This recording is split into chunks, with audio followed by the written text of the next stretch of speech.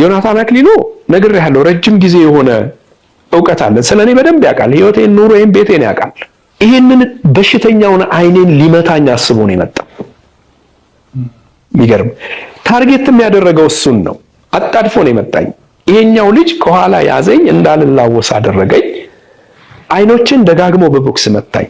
ከትናንት ጀምሮ እንግዲህ በተለያዩ ማህበራዊ ሚዲያዎች ላይ በተለይ ደግሞ በወንጌላውያን አማኞች ዘንድ ብዙዎች በማህበራዊ ሚዲያ ላይ ሲቀባበሉት የነበረው ጉዳይ አገልጋይ ዮናታን አክሊሉን በተመለከተና አንድ ደግሞ ታደለ የተባለ ወንድም ወደ ሚዲያ በመምጣት ዮናታን አክሊሉ ድብደባ አድርሶብኛል በሚል እንግዲህ አንድ ፖድካስት ላይ ቀርቦ ከተናገረ በኋላ አጣድፎ ነው የመጣኝ።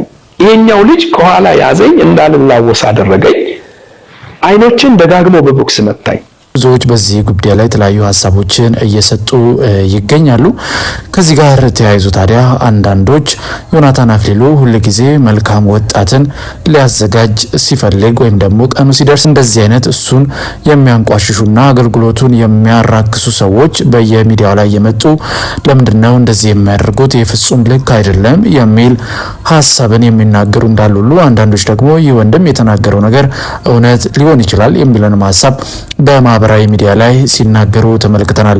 ይህ ወንድም እንግዲህ በአንድ ፖድካስት ላይ ቀርቦ እንደተናገረው ከዚህ በፊት ከዮናታን አክሊሉ ጋር አብረው ይሰሩ እንደነበር፣ ከዛም በኋላ ግን በአንዳንድ አለመግባባቶች የተነሳ ግጭት ውስጥ እንደገቡና ዮናታን አክሊሉ ቤቴ ድረስ በመምጣት እንግዲህ ከአንድ ጋርድ ጋር በመሆን ጋርዱም እጄን ይዞኝ ዮናታን አክሊሉ ደግሞ የሚያመው አይኔን በቦክስ መቶኝ አይኔ ላይ ከባድ ችግር ተፈጥሯል።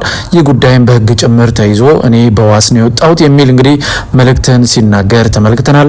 በዚህ ሀሳብ ላይም ይህ ወንድም ሲናገር እንደሰማነው እንግዲህ ዮናታን አክሊሉ ጋር በተያያዘ ብዙ ሀሳቦችን ያነሳ ሲሆን በተለይ ደግሞ በዮናታን አክሊሉ የደረሰበት በደል እጅግ ከባድ እንደሆነም ሲናገር ተመልክተናል። ታዲያ በዚህ ጉዳይ ላይ ነው እንግዲህ ብዙዎች ይህን ጉዳይ አሁን ማንሳት ለምን አስፈለገ? ጉዳዩን ራሳችሁ እዛው መጨረስ ትችላላችሁ። አንተም ወደ ሚዲያ መጥተህ ይህንን ጉዳይ ማቅረብህ ልክ መልካም ወጣት በተጀመረበት ሰዓት መሆኑ ይህ ያስተዛዝባል የሚልንም ሀሳብ የሚሰጡም ወገኖች ተመልክተናል። ጉዳዩ አሁንም ድረስ እንግዲህ በማህበራዊ ሚዲያ ላይ አነጋጋሪ ሆኗል። ለማንኛውም እንግዲህ እውነቱን ከዮናታን በኩል ምንም ነገር የተባለ ነገር ባይኖርም የዚህ ወንድማችን ቃለ መጠይቅ ግን የብዙዎችን ትኩረት ስቦ ብዙዎች እየተቀባበሉት ነበረ። ለማንኛውም በዚህ ጉዳይ ላይ እስቲ አንድ ቪዲዮን ተመልክተን እንመለስ። ዮናታን አክሊሉ ነግሬሃለሁ፣ ረጅም ጊዜ የሆነ ዕውቀት አለ። ስለኔ በደንብ ያውቃል። ህይወቴን፣ ኑሮዬን፣ ቤቴን ያውቃል። ይሄንን በሽተኛውን አይኔን ሊመታኝ አስቦ ነው የመጣው። የሚገርም ታርጌት የሚያደረገው እሱን ነው። አጣድፎ ነው የመጣኝ። ይሄኛው ልጅ ከኋላ ያዘኝ፣ እንዳልላወስ አደረገኝ። አይኖችን ደጋግሞ በቦክስ መታኝ። እሺ፣ ቪዲዮ እንደተመለከታችሁት ወንድማችን ዮናታን ደበደበኝ እያለ ነው።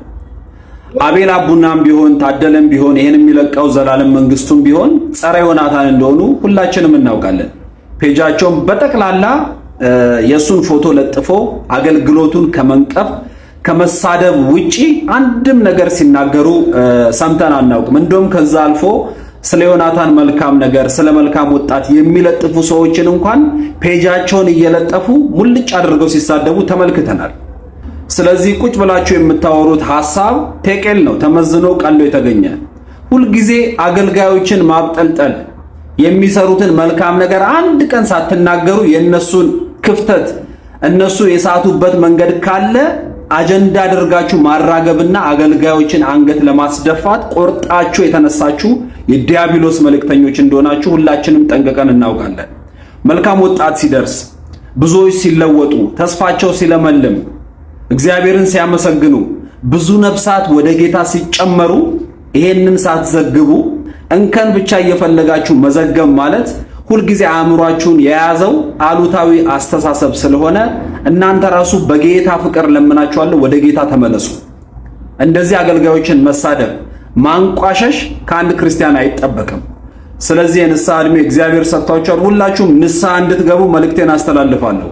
እንግዲህ በፖድካስቱ ላይ የወንድማችን የተናገራቸው ነገሮች እጅግ ብዙ ናቸው። በተለይ ከዮናታን አክሊሉ ጋር የነበራቸው ግንኙነት እጅግ በጣም ጥሩ እንደነበረና ነገር ግን እንግዲህ በጥቅም አለመግባባት የተፈጠረ ኬዝ ነው። እንግዲህ ዮናታን አክሊሉ ለዚህ ወንድም 100,000 ብር እንዳበደረውና ከዚህ ጋር ተያይዞ አንዳንድ ችግሮች በመሀል እንደተፈጠሩ በግልጽ ተናግሯል። ለሁሉም ነገር ግን መነሻ የሆነው ጉዳይና ለጸባቸውም እንግዲህ እንደ ምክንያት የተጠቀሰው ግን የገንዘቡ ጉዳይ ብቻ ሳይሆን የወንድማችን እንግዲህ የዮናታን አክሊሉን አገልግሎት አንዳንድ የሚያቸውን ችግሮች እንግዲህ በማህበራዊ ሚዲያ ላይ መተቸት ይጀምራል። በዚህ ምክንያት እንግዲህ ዮናታን አክሊሉ ቂም ይዞብኝ የገንዘብን ጉዳይ እንደ ምክንያት አቅርቦ በህግ ጉዳይ ብንከራከርም ነገር ግን ጉዳዩ ያ አይደለም። ጉዳዩ እኔ እውነታውን ስለማቅና አንዳንድ ያልተገቡ ድርጊቶችን ወይም አገልግሎቱን በማህበራዊ ሚዲያ ላይ መንቀፍ በመጀመሬ ያንን ነገር ተቃውሞ ነው እንግዲህ እኔን ለማጥቃት የመጣው የሚል ሀሳብን የሰጠው። በእርግጥ ይህ ጉዳይ እንግዲህ ምን ያህል እውነት ይሁን ውሸት ይሁን እኛ የምናውቀው ነገር ባይኖርም ነገር ግን የብዙዎች ሀሳብ የሆነው እንደነገርናችሁ በመግቢያችን ላይም መልካም ወጣት በተጀመረበት ሰዓት ላይ እንደዚህ አይነት ሀሳቦችን ማቅረብ ልክ አይደለም። በተቻለ አቅም እንግዲህ ሁለታችሁም እዛ ልትፈቱት ትችሉ ነበር የሚሉ ሀሳቦች በብዛት ሲነሱ ተመልክተናል። ሌሎች ግን እንዳልናቸው የወንድም እውነትም ጉዳት ደርሶበትስ ቢሆን ደግሞ ሀሳቡን በማህበራዊ ሚዲያ ላይ መግለጽ መብቱ ነው የሚሉም ሀሳቦችን ተመልክተናል። እንግዲህ ዮናታን አክሊሉ በዚህ ጉዳይ ላይ ምላሽ ይሰጣል ብለን እናስባለን።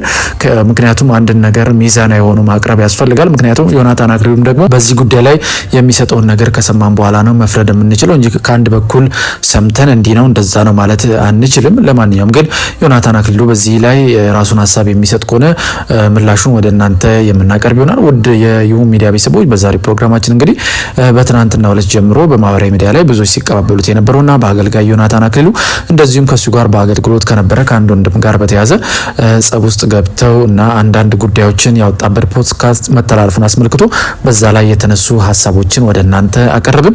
በፕሮግራማችን ላይ ያላችሁን ማንኛውንም ሀሳብና አስተያየት ልትሰጡን ትችላላችሁ። እኛም ደግሞ እናንተ ብትሰሟቸው ብታውቋቸው ያልናቸውን በመንፈሳዊ ዘርፍ የተፈጠሩ ጉዳዮችን በአዲስ አቀራረብና ይዘት ወደ እናንተ ማቅረባችንን እንቀጥላለን። የምንለቃቸውን ቪዲዮዎች ላይክና ሼር፣ ቻናሉን ደግሞ ሰብስክራይብ እያደረጋችሁ ቤተሰብ እንድትሆኑ እንጠይቃለን።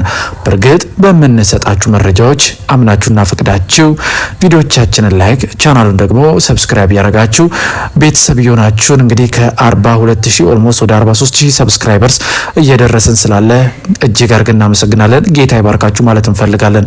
አሁንም ለእናንተ ይመጥናሉ፣ ይጠቅማሉ፣ የእናንተን መንፈሳዊት ያነጻሉ፣ ይገነባሉ፣ መረጃን ይሰጣሉ ያልናቸውን ጉዳዮች በአዲስ አቀራረብና ይዘት ወደ እናንተ ማቅረባችን እንቀጥላለን። እንደዚሁም ደግሞ በሁለተኛ ቻናላችን ለእናንተ ይሆናሉ ያልናቸውን መንፈሳዊ ምስክርነቶች ወደ እናንተ ማድረሳችንን እንቀጥላለን። በሚቀጥለው ብትሰማቸው ባልናቸው አዳዲስ መረጃዎች እስከምንገናኝ በያላችሁበት የዓለም ጥግ የጌታ ሰላምና ፍቅር ከሁላችሁ ጋር ይሁን እያልን በዚሁ ተሰናበትን። መልካም ጊዜ ይሁንላችሁ።